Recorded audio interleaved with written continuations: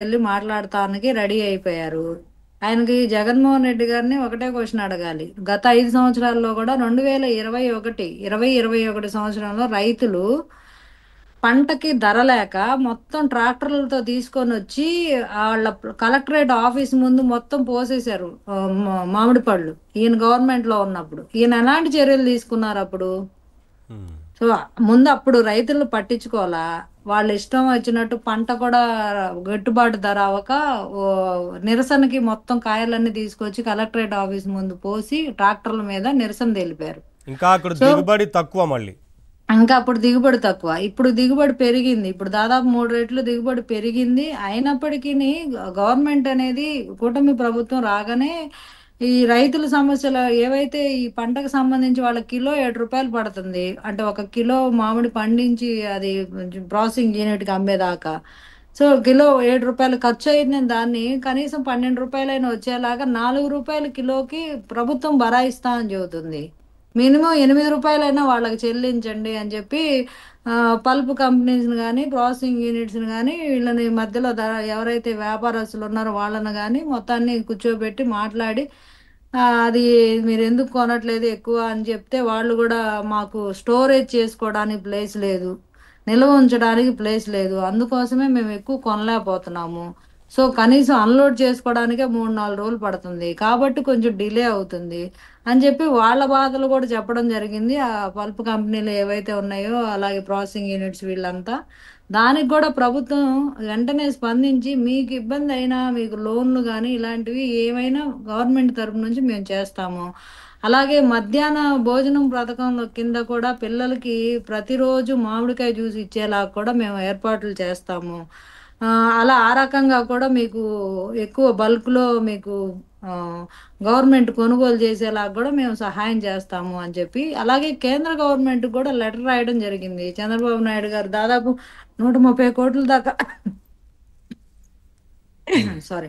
130,00,00,000 దాకా పెండింగ్ ఉంది వీళ్ళకి. ఆ పెండింగ్ అమౌంట్ కూడా సత్వరమే క్లియర్ చేయాలని, అలాగే రూ.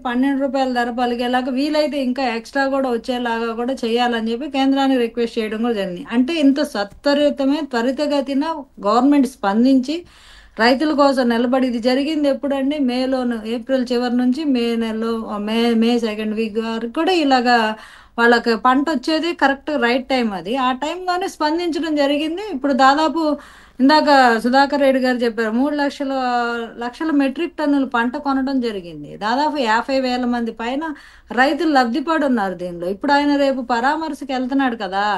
ఎళ్లి ఆ 50,000 మంది రైతుల్ని కలిసి అడగమనండి. కొన్నారా లేదా? గవర్నమెంట్ రూ. 4 భరించిందా లేదా? ఈళ్ళు రూ. 8 లెక్కన మీరు కొన్నారా? మొత్తం రూ. 12 గిట్టుబాటు అయిందా? మీకు ధర వచ్చిందా లేదా అని అడిగితే అప్పుడు ఆ రైతులే ఎవరైతే ఈ 50,000 మంది రైతులున్నారో వాళ్ళే చెప్తారు. సో, గతంలోనే ఆయన ఏం చేశాడో గూడా వాళ్ళకి తెలుసు. గతంలో ఎంత దెబ్బతినున్నారో ఆయన వల్ల కూడా తెలుసు. వాళ్ళ దగ్గరికి ఎళ్లి అడిగితే ఎక్కడైనా గతంలో వాళ్ళే అసలు జగన్మోహన్ రెడ్డి గారు రైతుల్ని పరామర్శించారా? అక్కడ కూడా కొంతమందిని పరామర్శించడం అక్కడికి పక్కన తీసుకొచ్చి పెట్టండి. పరదాలు కట్టుకొని తిరిగేవాళ్ళాయన. ఎక్కడికొచ్చారు బయటికైనా? బయటికే వచ్చేవాళ్ళు గాదు. వచ్చినా పరదాలు కట్టుకోవడం, మీకు తెలుసు చెట్లు కదా నరికేయడం, పైన వరి పొలం హెలికాప్టర్‌లో దగ్గరికి ఎళ్ళినా కూడా వెళ్ళినప్పుడు కింద ఏం జరిగిందో, వరి పొలం దగ్గర కూడా సెట్ వేశారు.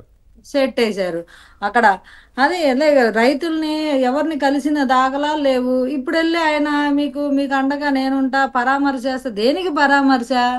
అంటే రైతేమన్నా నష్టపోతే పరామర్శ, పంట కొనకపోతే పరామర్శ. ఈ రకంగా అందరూ కలిసి అటు కేంద్ర ప్రభుత్వం, ఇటు రాష్ట్ర ప్రభుత్వం అందరూ కలిసి యుద్ధ ప్రాతిపదికన పనులన్నీ చేసి పెడతంటే ఇంకేంటి నువ్వు పరామర్శించేది?